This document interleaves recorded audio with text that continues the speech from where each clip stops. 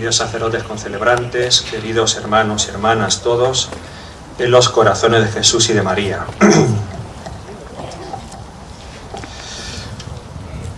Dice el profeta Isaías, en el libro de este profeta, la Biblia: si hubieras atendido a mis mandamientos, tu paz sería como un río, y tu justicia como a las olas del mar. Y aquí, por recordar una de tantas intervenciones como ha tenido la Madre de Dios, nuestra Madre la Virgen, dijo una vez una preciosa bienaventuranza. Dijo así: bienaventurados aquellos que cumplen los 10 mandamientos de la ley de Dios. Porque realmente quien así lo hace está agradando a Dios. Y sobre todo si cumple aquel mandamiento que es resumen de todos, como sabemos: amar a Dios y amar al prójimo, la caridad. Quien hace esto, como nos dice San Pablo también, cumple la ley entera. Por eso, aunque la homilía, en este caso la que estoy pronunciando, no es una ocasión para una catequesis, ¿verdad? Pero vamos a intentar, si os parece bien, aunque sea muy brevemente, porque no da tiempo a más, a recordar estos mandamientos de los cuales nos habla hoy la palabra de Dios. Especialmente en la primera lectura, que nos recuerda esos 10 mandamientos que entregó el Señor a Moisés. Y lo hago porque o bien los que los conocemos se nos olvidan o no los tenemos presentes, o bien alguno lo conoce de modo regular, o a lo mejor ni siquiera los conoce o conoce muy poco los mandamientos. Si ahora hiciéramos un examen, ¿verdad?, de los mandamientos, pues ¿cuántos aprobarían? A lo mejor muchos, ojalá que sí, ¿eh? Pero vamos a hacerlo, aunque sea, como digo, brevemente, y sobre todo en la Cuaresma que estamos celebrando, para que así, al recordar los mandamientos, procuremos cumplirlos y evitar conculcarlos, ir contra ellos, porque es la ley de Dios que nos ha dado.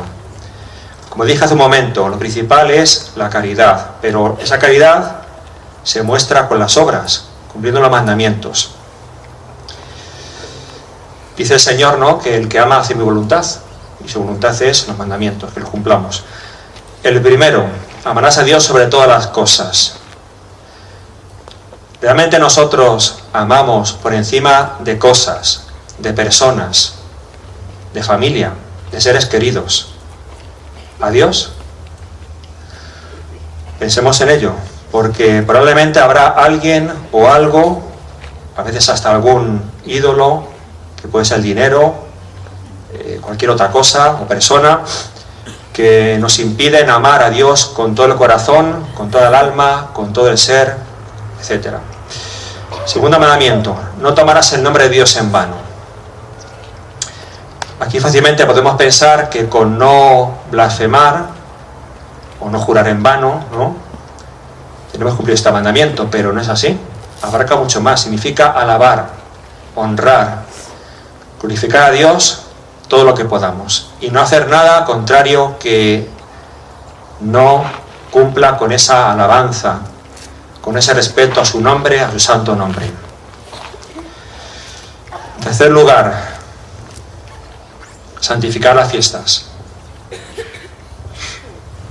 Santificar la fiesta no significa solamente ir los domingos a misa, que también es eso, otros días de precepto, sino intentar que ese día del Señor sea auténticamente para Él, con nuestra oración, si es posible más profunda o más abundante, intentando escuchar ese día y asistir a la misa con devoción verdadera, dando gracias a Dios en ese día, e intentando que todo lo demás vaya dirigido a Él, a su alabanza.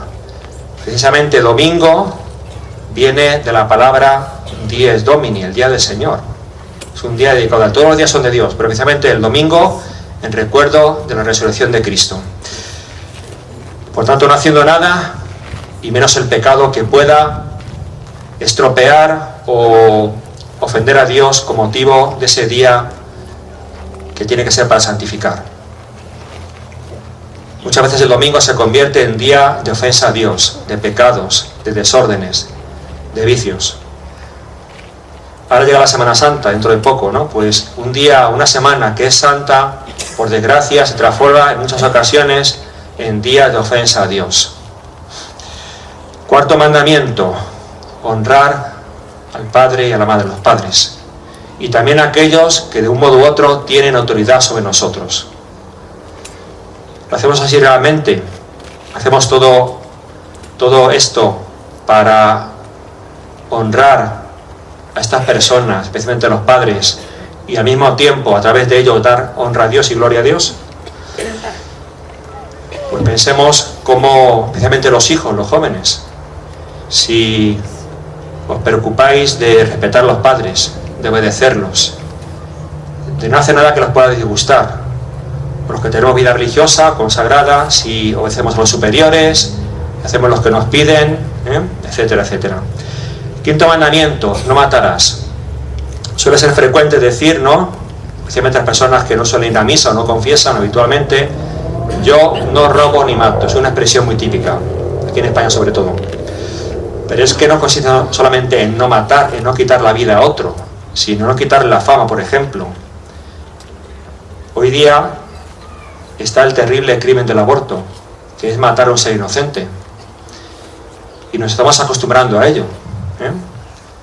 No a lo mejor a hacerlo o a colaborar en ello, pero en cambio sí a acostumbrarnos al, como dijo el Concilio Vaticano II, al abominable crimen del aborto. Vamos a pedir también para que en este sentido Dios nos conceda, cosa que hoy día es muy escasa, verdaderos gobernantes que sepan y que respeten la vida, porque los mandamientos no solamente son para los católicos, sino para todos nosotros, toda la humanidad. Cualquier otro miembro de otra religión, sea un budista, hasta un pagano que no tiene religión, sabe que no puede matar, sabe que no puede quitar a la mujer del prójimo, sabe que no debe mentir. Pues especialmente en el tema de la vida, ahora que está tan conculcada con este crimen del aborto, haya un cambio de conciencia, una conversión en las mentes y los corazones, para que se abra el corazón a la vida y se respete la vida. El sexto mandamiento, no cometerás actos impuros.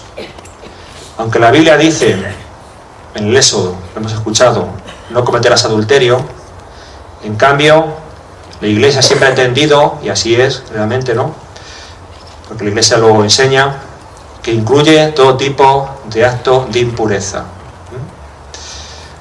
Hoy día, mediante los medios de comunicación, televisión, internet, revistas, etcétera, etcétera, se fomenta la lujuria. Y ese es uno de los pecados que ciertamente más ofenden a Dios. No solamente ese, por supuesto, pero le ofende gravemente. Porque el ser humano entonces se convierte en animal y se deja llevar por las pasiones desordenadas.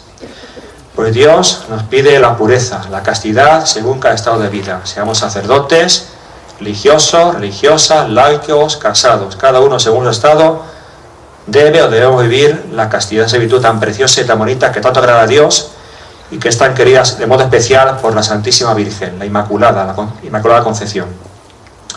Séptimo mandamiento, no robarás o no hurtarás. Pues seguramente que ninguno de aquí ha robado un banco, ¿verdad? Nunca. Pero podemos haber hecho hurtos pequeños o defraudado.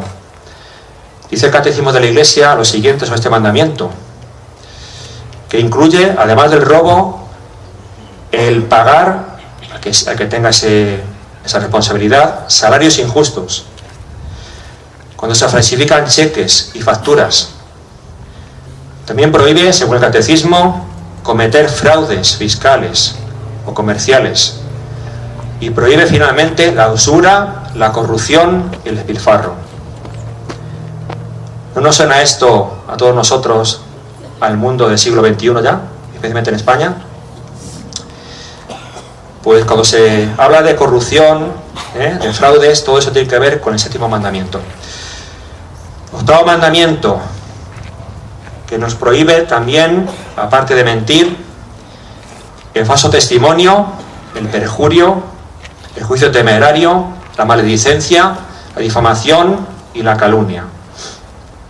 Y por otra parte, en otro sentido, el halago, la adulación o la complacencia.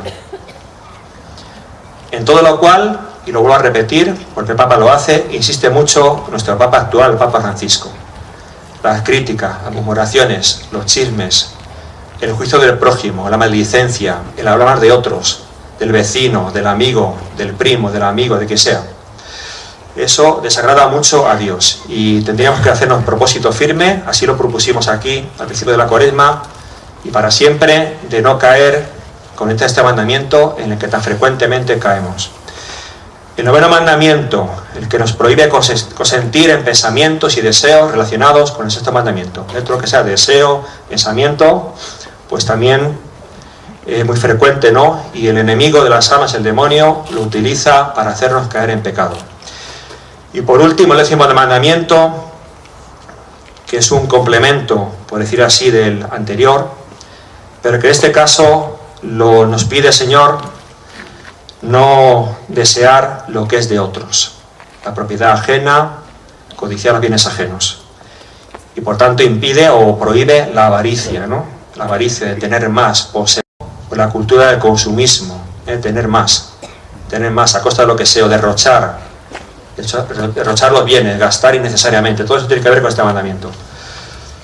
Vamos a pedir al Señor que estos mandamientos que hemos recordado de modo breve los tengamos presentes en nuestras vidas para evitar caer en ellos. Y teniendo en cuenta lo que al principio dijimos, que de modo especial, si practicamos la caridad, si amamos mucho a Dios y al prójimo, también cumpliremos todos los mandamientos. Que nos conceda esta gracia especial en la Cuaresma, sobre todo la Madre de Dios, nuestra Madre, la Virgen María.